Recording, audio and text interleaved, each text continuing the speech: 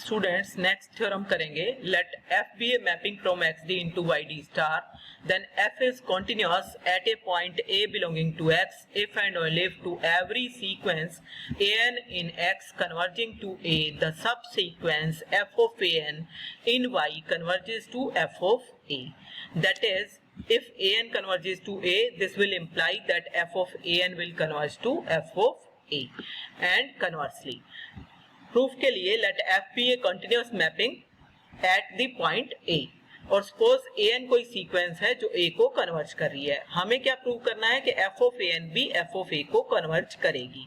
Since f is continuous at a, so for given epsilon positive there exist a delta positive such that d of x a less than delta implies that d star f of x f of a will be less than epsilon for all x belonging to x and f of x belonging to y.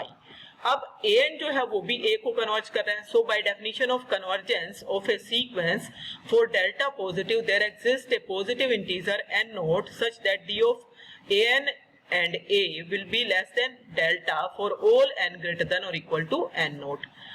अब 1 वाला जो result है वो उन access के लिए है जिनमें d of x a less than delta हो. अब x की जगह पे आपके पास यहाँ पे क्या आ गया an. तो जब ये रिजल्ट an के लिए ट्रू है तो ये वाला भी an के लिए ट्रू हो गया. मींस यहाँ से आपके पास आ गया d star f of an f of a will be less than epsilon. और इसका मतलब क्या हुआ कि f of an किसको कन्वर्ज करेगी, f of a को. And conversely and this proves the result. अब कन्वर्स प्रूव करते हैं. Conversely suppose an converges to a implies that f of an converges to f of a. To prove f is continuous at a, if possible suppose that f is not continuous at a. So for all epsilon positive and for all delta positive we have d of xa is less than delta, but d star f of x f of a will be greater than or equal to epsilon. अब ये जो true है, this result is true for all delta, so this is also true for delta equal to 1 by n. So it means delta को अगर मैं 1 by n ले लूं तो हर एक n के लिए अलग अलग डेल्टा हो जाता है. 1 के लिए 1 हो जाएगा, 2 के लिए 1 बाय 2 हो जाएगा, इस तरह से. सो वी हैव d ऑफ x a is less than 1 by n, but d star f of x f of a is greater than और equal to epsilon for all n belonging to n. Therefore there exists x is equal to an belonging to x such that d of an a will be less than 1 by n, but d star f of an f of a is greater than or equal to epsilon. Means क्या हुआ कि अगर आपने n को 1 लिया तो उस case में n इक्वल टू 1 के लिए यहाँ पे एक पॉइंट आ गया क्या, a1.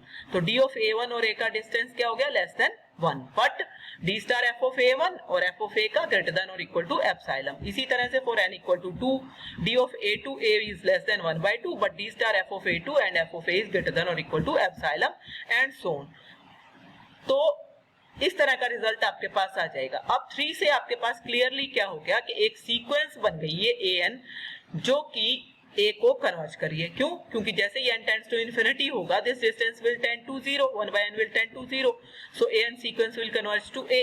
लेकिन आप ये कह रहे हो कि d of f of a and f of a तो ग्रेटर देन और इक्वल टू एप्सिलॉन है.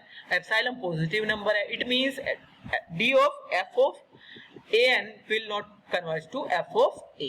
So a contradiction and therefore f must be continuous.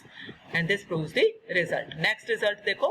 Let xd and yd star be two metric spaces and f is a function from x into y. Then f is continuous if and only if n inverse g is open in x whenever g is open in y. तो उसके लिए आप इसी result की statement को इस तरह भी लिख सकते हो. A mapping f from xd into yd star is continuous on x if and only if inverse image of open set in is open in x. Means proof कैसे करना है, let f be a continuous mapping on xd and g be any open subset of y. Then to prove that f inverse g is open in x. So f inverse g अगर empty हो जाए तो अपने आप open हो जाएगा, कुछ नहीं प्रूव करना. तो इसलिए मान लो f inverse g जो है वो empty नहीं है. empty नहीं है तो उसमें एक पॉइंट होगा. मान लो a पॉइंट बिलोंग कर रहा है f inverse g में. इसका मतलब f of a will belong to g. यहाँ से ये एफ इनवर्स इस साइड आके एफ ऑफ ए हो गया ना, तो f of a will belong to G. Since G is open, इसका मतलब ये नेबरहुड होगा इस एफ ऑफ ए पॉइंट का, तो नेबरहुड होगा तो एक एप्सिलॉन एग्जिस्ट करेगा such that a sphere with centre at F of A and radius epsilon means S F of A epsilon will be contained in G. अब F continuous है तो it means आपके पास ए point के ऊपर, so by definition of continuity there exist delta positive, इसी epsilon के लिए delta exist करेगा such that F image of S A delta will be contained in S F of A epsilon. तो 1 और 2 से आपके पास क्या आ गया, ये वाला जो स्फीयर है ये जी में कंटेन्ड है, तो इट मींस ये F S A delta is contained in G आ गया, and this implies that S A delta is contained in, इस एफ को उधर ले जाओ तो एफ इनवर्स जी हो जाएगा, contained in F inverse G, means F inverse G is a point की नेबरहुड बन गया। इट मींस जब ये अपने सारे पॉइंट्स की नेबरहुड है तो ये ओपन सेट है, तो it means first part prove हो जाता है। Now we prove the converse. Conversely suppose that the inverse image under f of every open set in Y be an open set in X. We have to prove that f is continuous. Suppose a belongs to x, हम इसे point पे continuous prove करेंगे, फिर ये arbitrary point है तो पूरे पे कॉन्टिन्यूअस हो जाएगा। तो for any epsilon positive consider the open sphere S F of A epsilon containing F of A in y, ठीक है। तो अब इसकी inverse image F inverse S F of A epsilon open set होगी, जो कि यहाँ पे एफ ऑफ ए था, इनवर्स इमेज लिए तो ये आ गया ना, कंटेनिंग ए किस में जाएगा, x में, क्योंकि f मैपिंग x से y तक है तो y से उल्टा आओगे तो x में आ जाओगे ना, तो ये x के अंदर आ गया। क्यों आ गया ये ओपन सेट, क्योंकि आपकी अजम्पशन है कि inverse image of open set open होएगी, तो आपने ये ओपन सेट लिया तो उसकी इनवर्स इमेज भी कैसी आ गई, ओपन सेट आ गई। मींस दिस, जब ये ओपन सेट है और इसके अंदर a पॉइंट लाई कर रहा है तो इसका मतलब ये a पॉइंट की नेबरहुड होगा। सो देयर एग्जिस्ट, ए की नेबरहुड है तो ए पे सेंटर वाला एक स्फीयर आएगा S A delta which is contained in F inverse S F of A epsilon. Means इस एफ इनवर्स को वापस इधर ले आओ तो f of S A delta is contained in S F of A epsilon, and this implies that f is continuous at a belonging to x but a is arbitrary, and so this is continuous for all the points and f is continuous on x.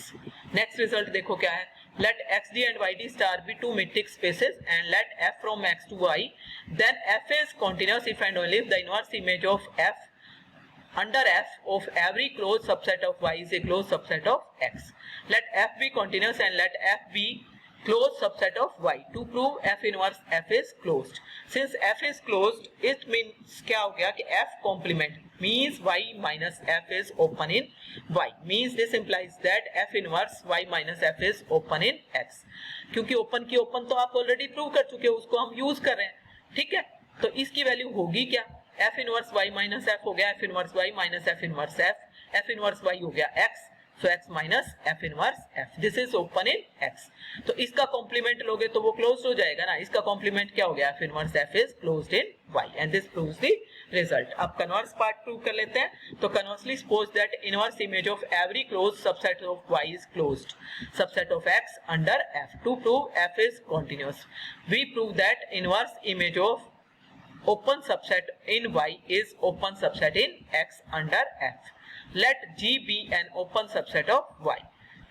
This implies y minus G equal to G complement is closed subset of y.